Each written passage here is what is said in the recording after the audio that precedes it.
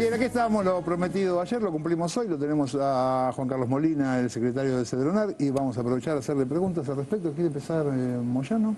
Sí, a mí lo que me interesaba era, me acuerdo cuando la presidenta nombró a la ministra de Seguridad, la actual ministra de Seguridad, que La Nación publicó algo así como la ministra es experta en crisis y en catástrofes, pero no sabe nada sobre seguridad y narcotráfico.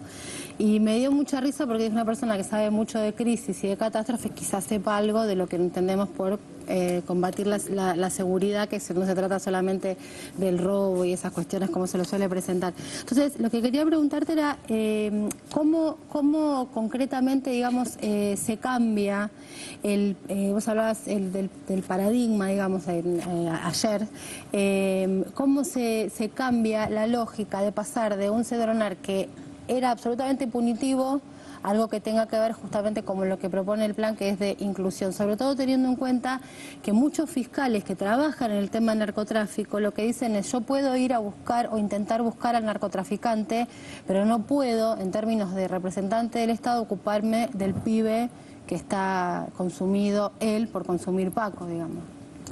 En primer lugar, se logra trabajando, ¿no? Esto lo tuvimos que pensar mucho, lo tuvimos que trabajar con equipos mucho, tuvimos que consultar mucho, ¿no? No fue una idea loca que salió de la nada. ¿Y por qué? Porque veíamos que, justamente lo que planteabas, ¿no?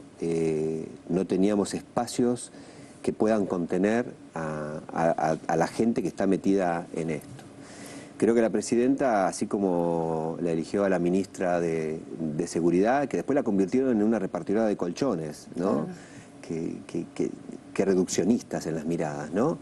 Digo, pensó este lugar y me pidió a mí por esto, porque uno tiene años trabajando en esta problemática, porque no solamente me he dedicado a las adicciones, sino me he dedicado mucho tiempo a prevenir el tema de las adicciones y a trabajar en equipos, ¿no? Yo era el coordinador de la Fundación Baldoco, que tiene 100 personas, más de 100 personas trabajando en varios lugares del país. Entonces es armar equipos, coordinar equipos y sacar los equipos a la calle a trabajar y a estar en el territorio. Y esa fue la otra forma que nos dieron como regla para prevenir. Salgamos a la calle.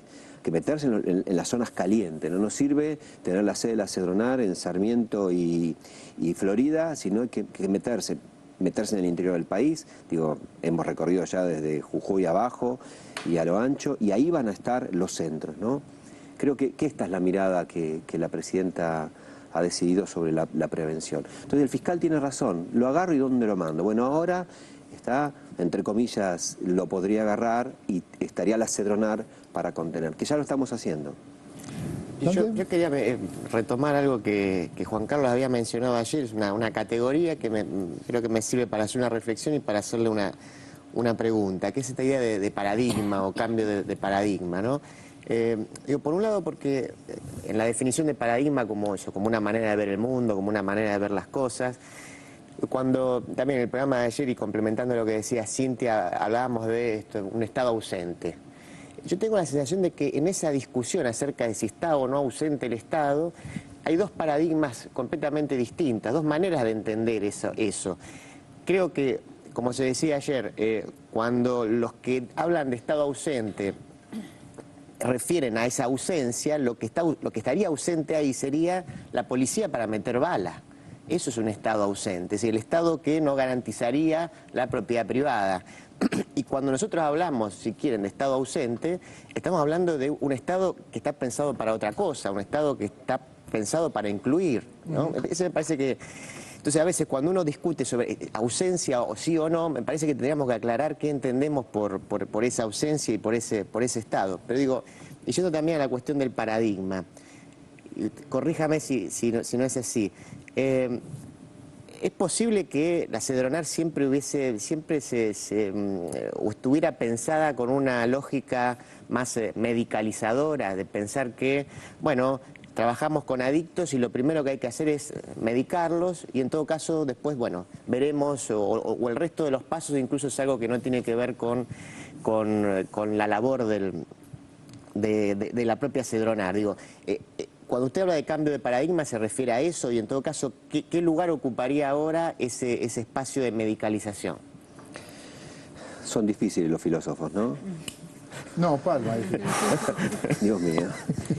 A ver, cuando hablo de cambio de paradigma, lo reflejó la presidenta en uno de sus decretos. Sacó la lucha contra el narcotráfico de la Cedronar, en primer lugar, y lo mandó a seguridad. Ya ahí es un cambio absoluto de mirada de lo que tiene que hacer la Cedronar. Nosotros no somos ni una secretaría que hace investigación sobre el delito, no salimos a perseguir, ¿tá? No metemos presos, ¿no? Eso es seguridad. Entonces ahí ya hay un cambio de mirada, ¿no? No trabajamos con las fuerzas directamente, sí compartimos la capacitación de la fuerza, que es otra cosa distinta. Entonces ahí tenés el primer cambio de paradigma. Segundo cambio de paradigma es cómo miramos al otro, ¿no? Tenemos solamente una mirada sanitarista, tenemos una mirada de seguridad, ¿tá? Tenemos una mirada de esconder el problema, o tenemos una mirada de sujeto de derecho, ¿no? Que lo dije ayer, ¿no? Esto de decir, bueno, a ver, entonces cuando vos cambiás la mirada sobre el otro, también cambiás la forma de abordaje sobre el otro. El otro, en el caso de las adicciones, también es familia, que no la tiene la mirada sanitarista. La mirada sanitarista o de comunidades terapéuticas, si se quiere de alguna manera, o de manicomio, de internación, es esto, bueno, te internamos, te recuperamos, el Estado paga o la obra social paga, y esto se terminó. ¿Tá? Si la obra social paga 12 meses, son 12 meses, punto. Y ahí se terminó como por arte de magia. Digo, es un cambio entonces el trabajo con la familia, el trabajo con el barrio. O sea, los pibes que salen de comunidades terapéuticas o de estos espacios vuelven al barrio con sus mismos amigos, con el mismo entorno, quizás sin trabajo la familia. Bueno, ese es un cambio de paradigma. ¿Cómo abordamos esta situación del barrio? ¿Qué va a ir a hacer al barrio? ¿A estar en la esquina de nuevo? ¿Y la escuela?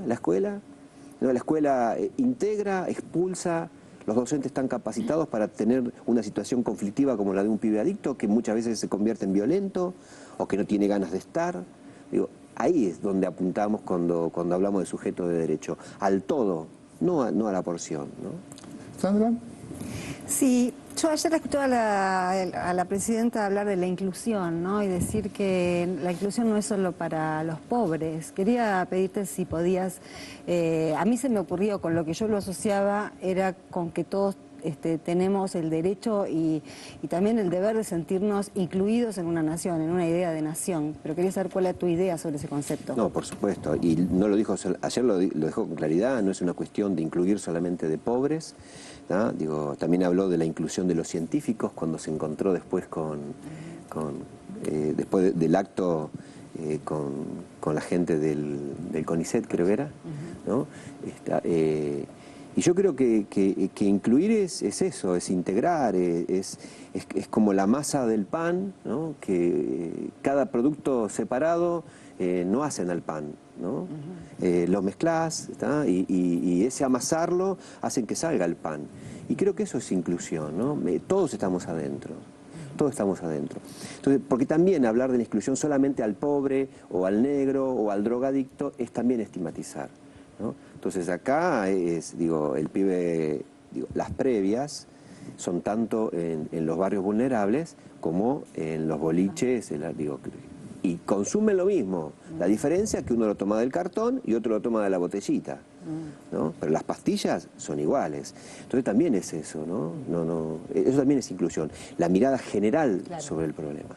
A ver, García. Sí, pensaba esta idea de sacar el Cedronar a la calle, digamos, y la mirada de entrar a los barrios es también meter los pies en el barro, ¿no? Digo, para no tener una mirada naif de la complejidad. ¿Con qué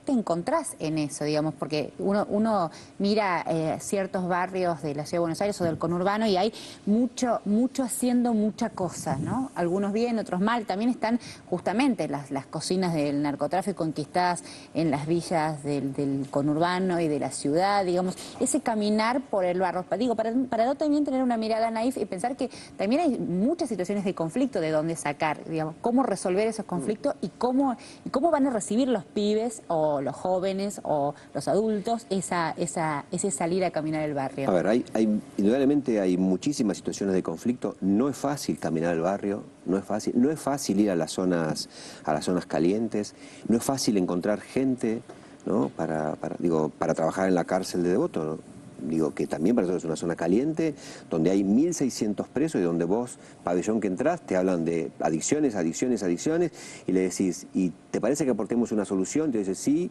necesitamos una solución, y después, ¿con quién? ¿No? Entonces, un trabajo importante del territorio, en primer lugar, es encontrar quiénes son los actores que están trabajando en el territorio, ¿no? Empezar a llamarlos, a convocarlos, a trabajar con ellos, a fortalecerlos. Digo, la Cedronar no va a ocupar el lugar de nadie, va a fortalecer, y donde no hay nadie es donde tenemos que por ahí poner los mecanismos que tiene la Cedronar. Entonces, muchas veces asusta. ¿Hay lugares impenetrables? Y hay lugares difíciles, sí, claro que hay lugares difíciles. Digo, una cosa es la Villa 31 adelante y otra cosa es la 31 bis al fondo. Son distintos, son muy distintos en cuántos kilómetros tiene eso, ¿no? Claro que hay lugares difíciles, muy difíciles. Y hay lugares donde están dominados por los narcos, que también es difícil llegar, y ahí es donde tenemos que entrar, y romper esa barrera. Sí que hay lugares difíciles, pero nada es imposible, ¿no? Porque si vamos con la lógica de que es difícil, entonces no, pero no, porque ¿qué? No, la lógica es que tenemos que estar, ¿no? Yo decía, los pibes militantes se meten en lugares donde no nos metemos fácilmente, ¿no? Los chicos de Miles, de Levita, tienen un trabajo territorial tan fuerte que hay que fortalecerlos, ¿no? Las madres de la lucha contra el Paco, ellas llegan a lugares, ¿no? Se enfrentan a los que venden, que no lo hacemos nosotros funcionarios. Y así como se enfrentan a los que venden y tratan de sacarlos, también hacen el mate cocido a la tarde para los pibes. Digo, con esos actores tenemos que trabajar. Hay lugares difíciles, hay lugares muy difíciles, pero creo que tenemos que potenciar para llegar. ¿Nora? Sí, una pregunta con respecto a uno de estos estigmas mediáticos, que es el tema de la asociación inmediata entre delito y droga, ¿no? ¿En qué medida, vos decías referencia antes que han recibido muchísimos llamados de chicos, o no sé, o de familiares que quieren atención? ¿En qué medida hay una relación entre delito y droga en quienes se acercan al Cedronar? Sí, hay un trabajo realizado por la Corte Suprema, ¿no? Donde hacen un estudio y en menos del 2% de los delitos están asociados al consumo de droga. Sí, muy asociado al consumo de alcohol, que es una droga lícita. Y es tan lícita que no hay el mejor verano es si tomás tal bebida. Y que el sabor del encuentro es otra bebida, ¿no? Miren lo lícita que es. Bueno, está asociado, sí, la delincuencia al alcohol, muchas veces mezclada con pastillas y estas cosas. Y yo decía, es menos del 2%, digo, es nada. Y otro problema es la pelea entre bandas, ¿no? O la pelea entre dos que estaban borrachos y terminaron y terminaron apuñalándose, ¿no? Digo, entonces, por eso yo decía en los otros informes, hay que tener mucho cuidado cómo comunicamos, ¿no? Mucho cuidado, porque creamos psicosis. Entonces, todos somos drogadictos, todos somos narcos, todos somos delincuentes, hay que tener mucho cuidado. Juan Carlos Molina, muchas gracias. No, gracias a usted.